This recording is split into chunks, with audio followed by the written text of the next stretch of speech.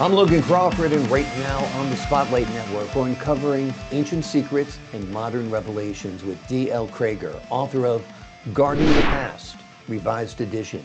This gripping novel takes readers on an archaeological adventure, blending mystery, history, and suspense as Benjamin discovers a hidden society protecting secrets of King Solomon. If you love stories that challenge historical truths and keep you on the edge of your seat, this is a book you won't want to miss.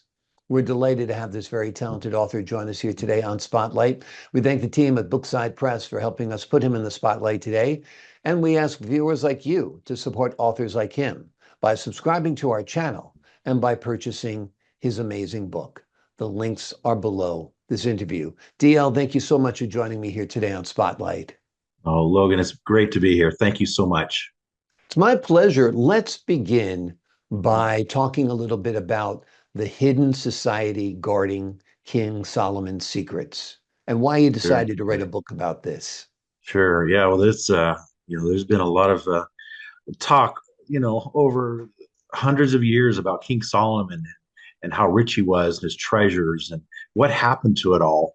And I just had an idea of what to do with that, how to weave in a lot of historical history that are facts, but some are fiction. But be able to blend that into where utilizing King Solomon, but also going back to King David, his father. And in the Bible it talks about his mighty warriors, and that's where King Solomon, I have in the book that King Solomon used these mighty warriors to create this secret society to hide the treasures of King Solomon. So yeah, there's a lot there. It's a very cool premise. It's very imaginative. And like you said, there's been a lot of mystery shrouding King Solomon's treasures for forever, it Oh seems. yeah, yeah, yeah, So, yeah, yeah, yeah, I think yeah. it's a great premise for a book. Tell us about a little bit about the character of Benjamin Maschel, is how you say his last name? Well, it's actually Mashal. It's a Michelle. it's Okay. it's actually it's Mashal is actually an actual Hebrew name. So in the book I use a lot of true Hebrew names for characters in the book and stuff. But Benjamin Maschel, he's a modern day young archaeologist, just getting out of just becoming a doctor in archaeology, and he gets a secret letter, an invitation to come go across the world and to do some research, and he's very excited about this, not knowing a lot about it, and but the letter comes from the group of the secret society to keep everything quiet and stuff. But he does this travel, and he doesn't know where he's actually going. He just they've gave him travel arrangements to different parts of the world, and then finally he's actually they kind of put him to sleep per se, and take him in to a place so he can identify where this place is at. Later finds out it's in the middle of the Congo, and called a mountain called Journey's End, and because there's a beginning of this whole journey, but I would call it Journey's End. And so Benjamin's just very confused of what's going on because he wants to be able to find stuff and tell the whole world about it.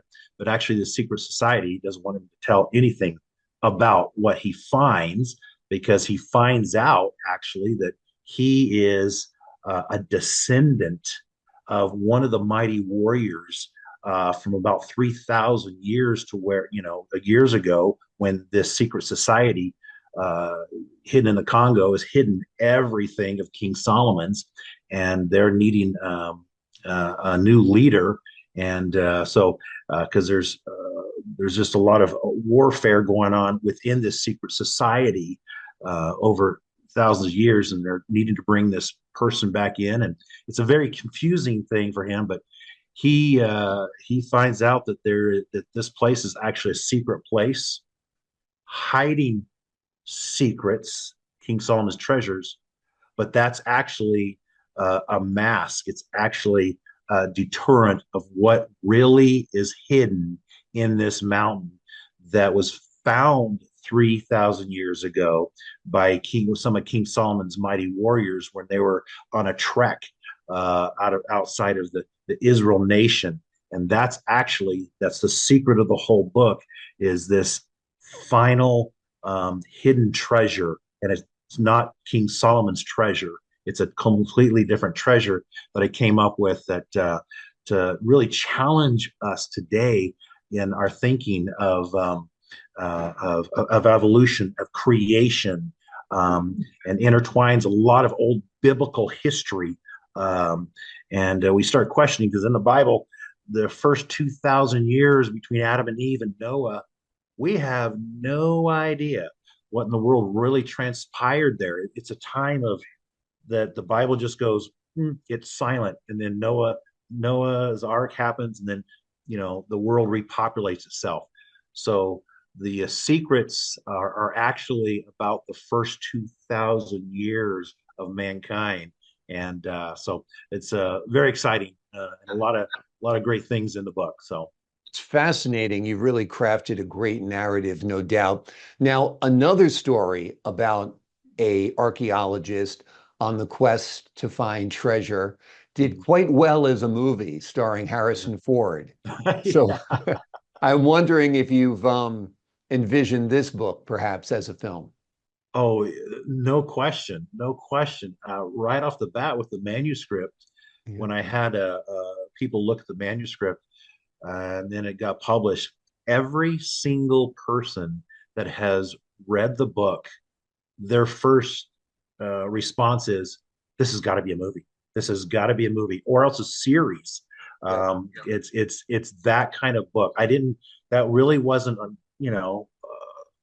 that was always kind of a dream there. That'd be great if that Right. happened, but I didn't realize until it was completely finished. And I go over the book, and hearing so many hundreds and hundreds of people that read the book, and their comments are the exact same. This has got to be a movie. This has got to be a movie. There's a lot of phenomenal new things, new ideas that have never been written about per se.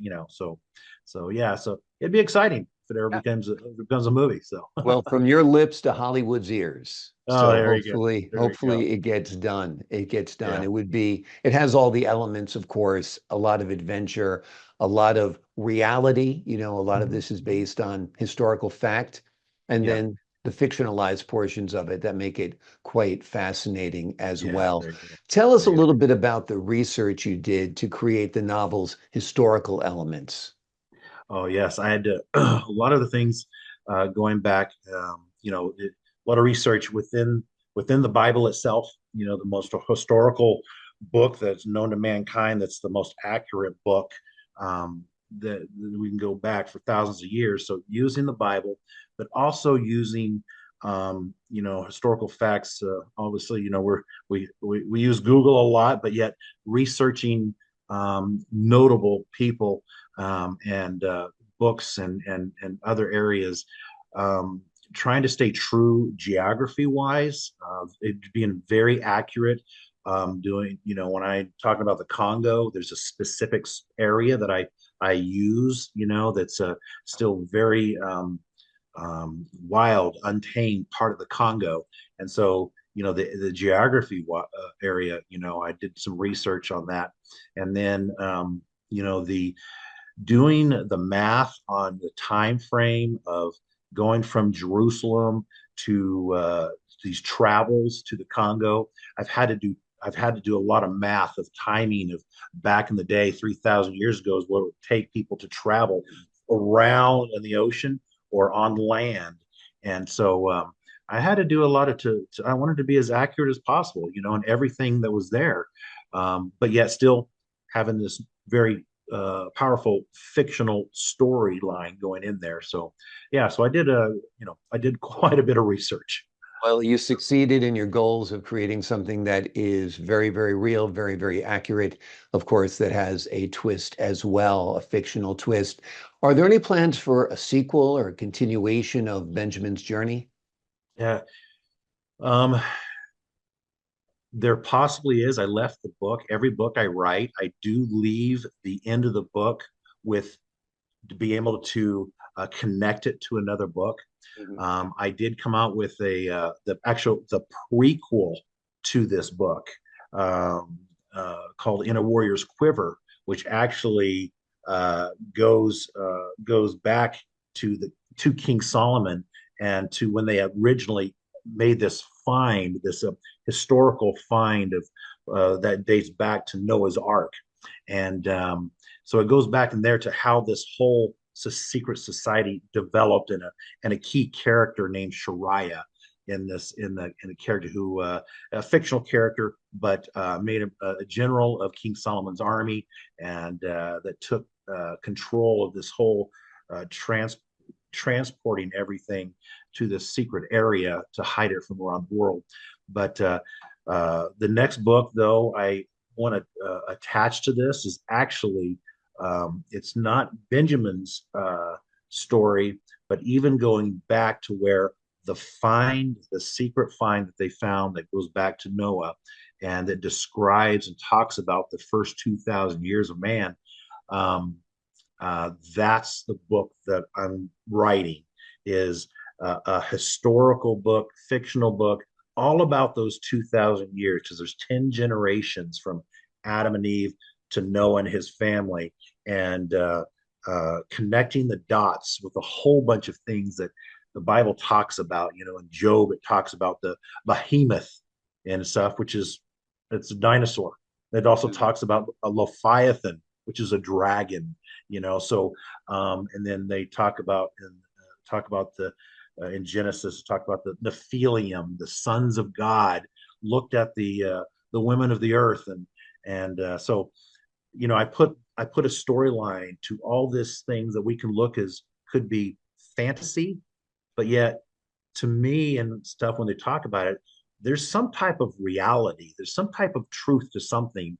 So that's the next book in the series is going back there and writing a full action-packed thriller, you know, with going through the 10 generations to Noah, and that it all attaches together to what the final hidden secret that is in the Congo that the mighty warriors are hiding. So, Wonderful. Sounds great. Can't wait for it to be finished. yeah, Can't wait to read it. The name of the yeah, book we've been focusing on today is called Guarding the Past, Revised Edition. It is a gripping novel that takes readers on an archaeological adventure blending mystery, history, and suspense as Benjamin discovers a hidden society protecting secrets of King Solomon. If you love yeah. stories that challenge historical truths and keep you on the edge of your seat, this is a book you won't want to miss. DL, Yeah. thank you so much for joining me here today Oh, you on bet. Spotlight. Oh, Logan, thank you so much for this opportunity. Fantastic. Thank you. I appreciate it. Love speaking with you today. Appreciate your wisdom and your insights. To the folks at home, I'm Logan Crawford, thanking you for your time this time. Until next time on Spotlight.